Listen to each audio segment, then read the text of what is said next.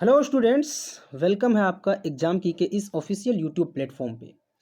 Students, लेकर के आज हम आए हैं क्लास 11th के इंग्लिश को, जो आपके एग्ज़ाम के पॉइंट ऑफ व्यू से मोस्ट इम्पोर्टेंट क्वेश्चंस को हमने कलेक्ट किया है और उसी क्वेश्चन को इस वीडियो में हमने डाला है। देखिए, यहाँ पे हम पेसेज को हटा दिए हैं क्योंकि पेसेज सेम रिपीट होने का चांसेस बहुत ही कम होता है, इसीलिए पेसेज को हम हटा दिए। तो आइए फटाफट से हम देखते हैं क्वेश्चन नंबर 1। क्वेश्चन नंबर 1 हमारे पास है कि while writing a note which of the following is note used. Option है इसका हेडिंग, सब हेडिंग, एब्रीविएशंस, डी में है आर्टिकल्स। तो देखिए, जब हम नोट राइटिंग लिखते हैं तो उसमें आर्टिकल्स का यूज़ नहीं करते हैं, इसीलिए ऑप्शन नंबर डी हो जाएगा करेक्ट। नेक्स्ट हम देखें क्वेश्चन नंबर 2।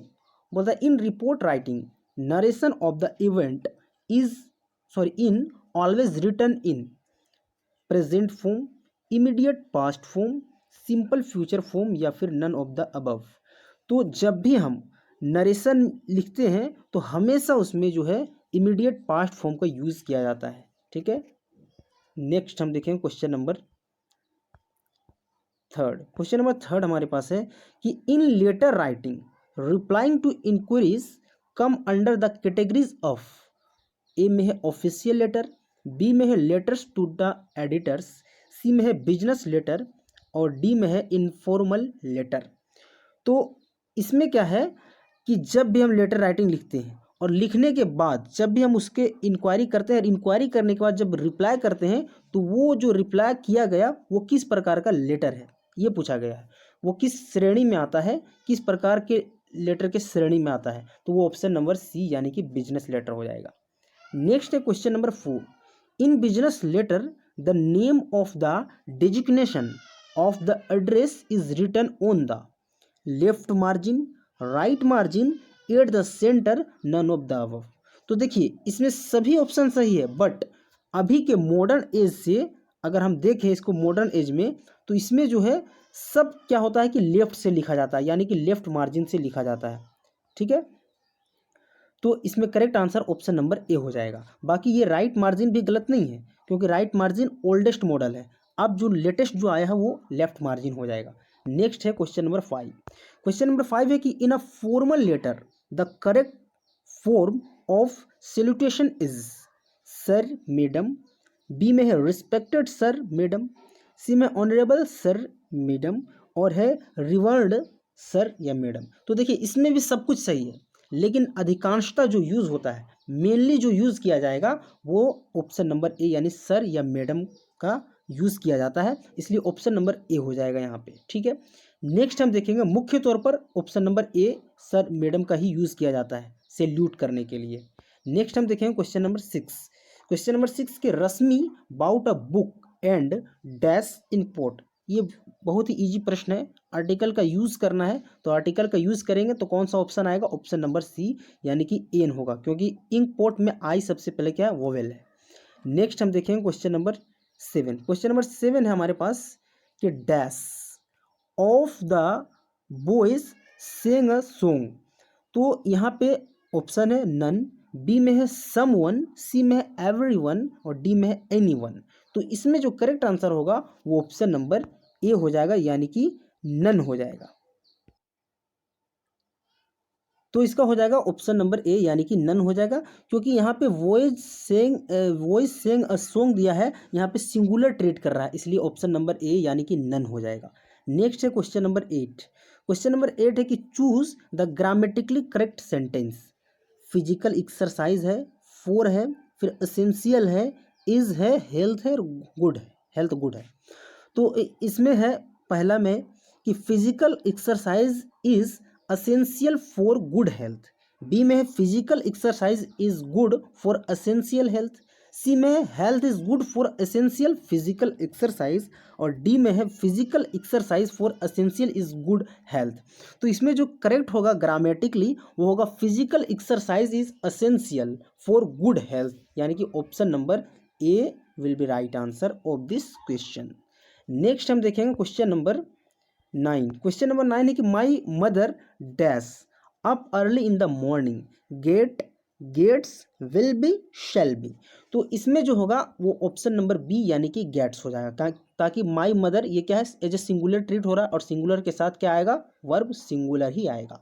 नेक्स्ट हम देखेंगे क्वेश्चन नंबर 10। क्वेश्चन नंबर 10 है कि I dash how to swim.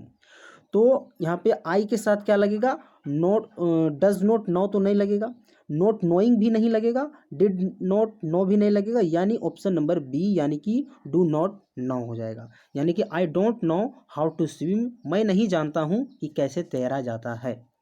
Next हम देखेंगे क्वेश्चन नंबर 11। क्वेश्चन नंबर 11 है कि Kusum dash prefer to keep quiet, would, can, should, out. तो इसमें जो मॉडल्स आएगा वो ऑप्शन नंबर ए यानी कि वुड आएगा। ठीक है।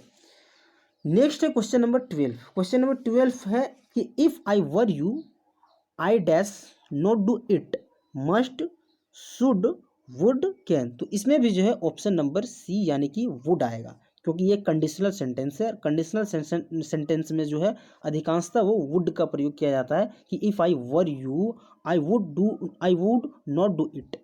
नेक्स्ट है, अब लिटरेचर से आ गया। देखिए लिटरेचर से आ गया है, पहले हम देखेंगे क्या है कि read the following extract and choose the most appropriate option from those that are given below. देखिए यहाँ पर लेबरनम टॉप जो है उससे कुछ स्टेंजा है, इस स्टेंजा को हम ध्यानपूर्वक पढ़ेंगे।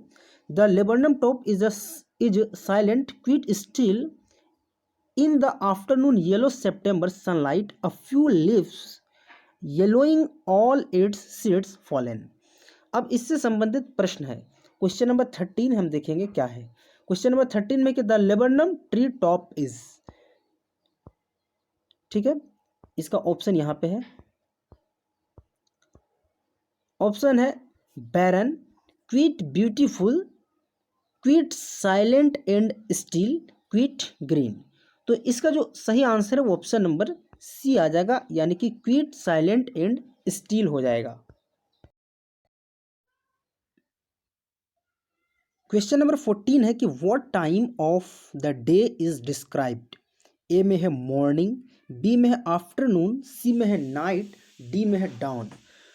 पूछा जा रहा है कि इसमें इस स्टेंजा में किस समय का वर्णन किया गया है। तो इसका करेक्ट जवाब हो जाएगा ऑप्शन नंबर बी यानी कि आफ्टरनून हो जाएगा। ठीक है, स्टेंजा में साफ लिखा भी गया है।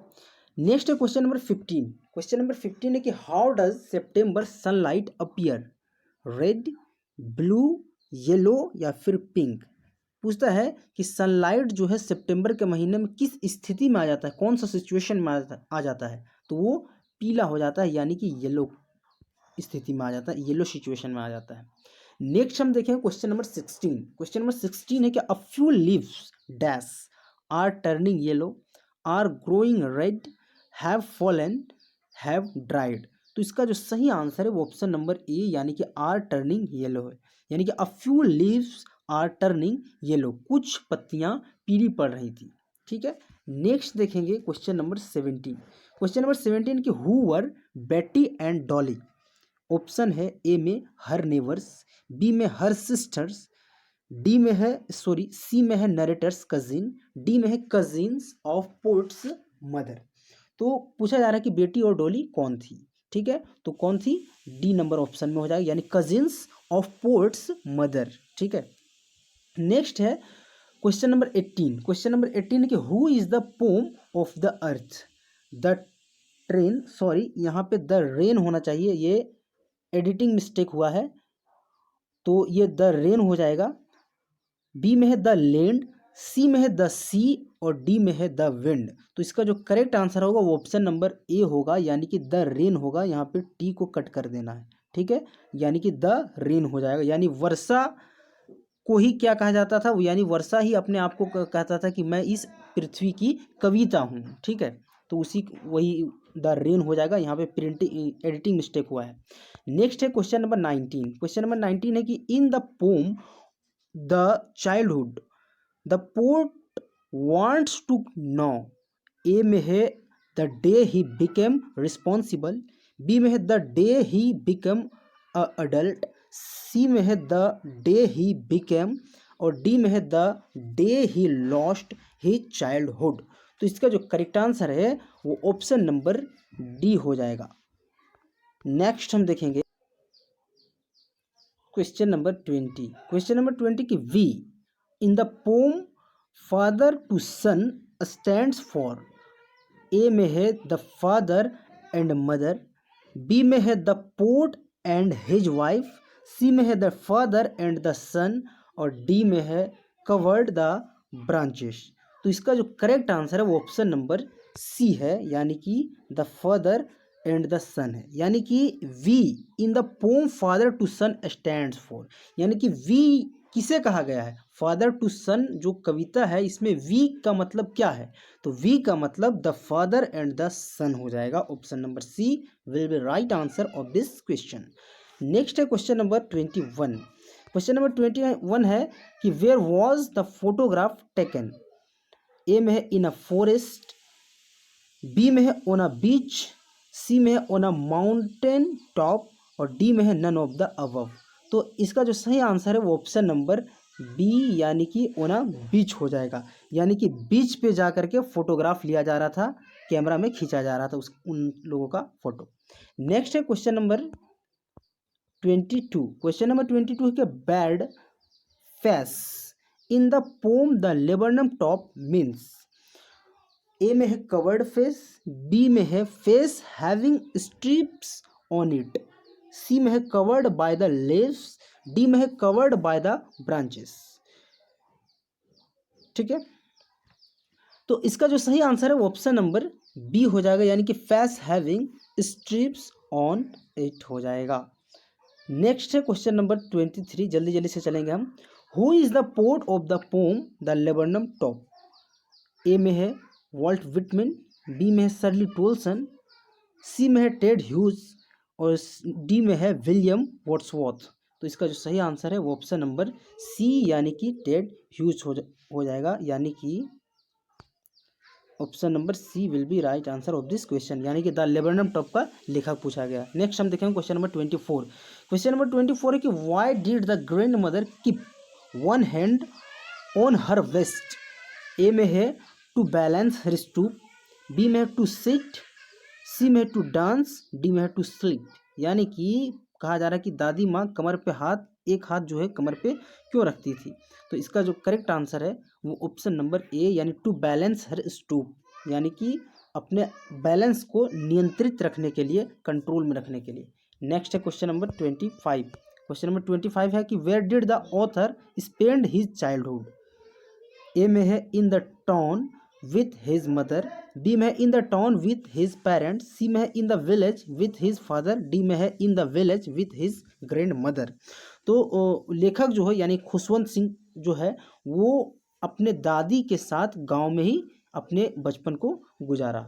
तो option number D will be right answer of this question. Next है क्वेश्चन नंबर 26। क्वेश्चन नंबर 26 के who said we are not afraid to dying if we can all be together, you and mummy, sure and आई।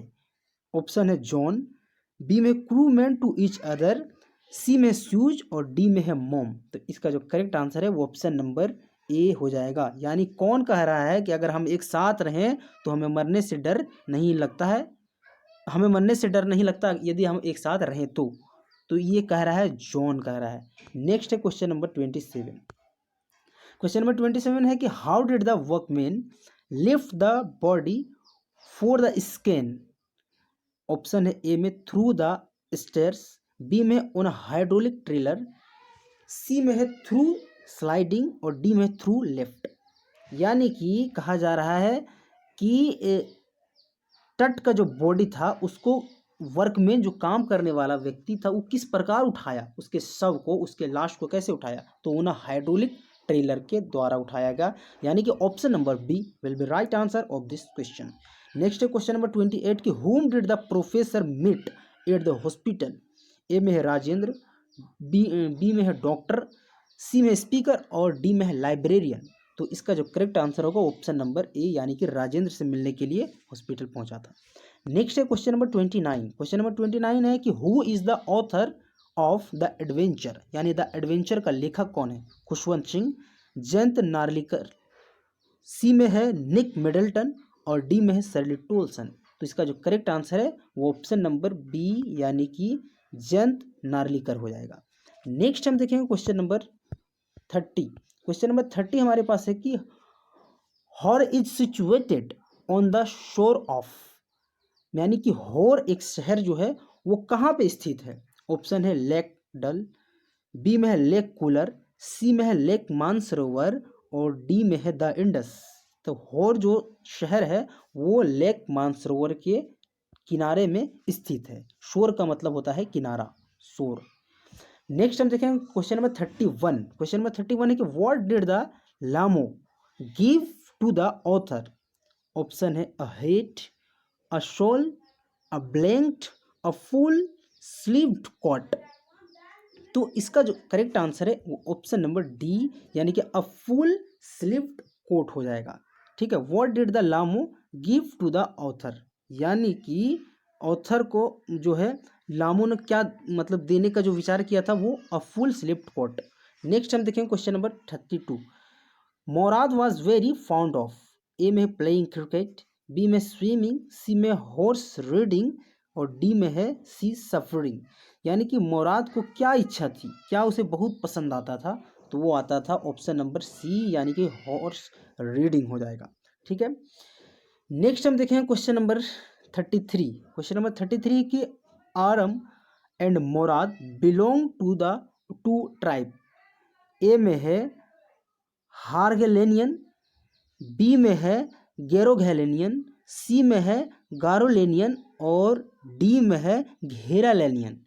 तो पूछा जा रहा है कि ये arm और मोराद जो है ये कहाँ से बिलोंग करते थे, तो ऑप्शन नंबर बी हो जाएगा। सारा ऑप्शन एक जैसा ही लग रहा है, यानी कि ऑप्शन नंबर बी, यानी कि गैरोगैलियन हो जाएगा। नेक्स्ट है क्वेश्चन नंबर 34, बोलता which country did the narrator belong to story the address. तो द एड्रेस में जो है नरेटर जो है किस कंट्री से बिलोंग करता है। ठीक है, किस कंट्री से वो कनेक्टेड है, किस कंट्री से वो संबंधित, हॉलैंड, आयरलैंड, स्कॉटलैंड या फिर इंग्लैंड। तो इसका जो सही आंसर है वो ऑप्शन नंबर ए है, यानी कि हॉलैंड हो जाएगा। तो स्टूडेंट्स ये था इंग्लिश कोर का मोस्ट एक्सपेक्टेड क्वेश्चंस। ये सारे प्रश्न जो है वो आपके एग्जाम में आने का संभावना है, यानी संभावित प्रश्न को हमने इंक्लूड किया है। तो ये वीडियो आपको अगर अच्छा लगा, आपके एग्जाम के पॉइंट ऑफ व्यू से थोड़ी सी भी हेल्पफुल लगी हो, तो आप हमारे चैनल को सब्सक्राइब कीजिए और साथ ही साथ बेल आइकन को प्रेस कीजिए, अपने फ्रेंड को भी शेयर कर दीजिए। Thank you.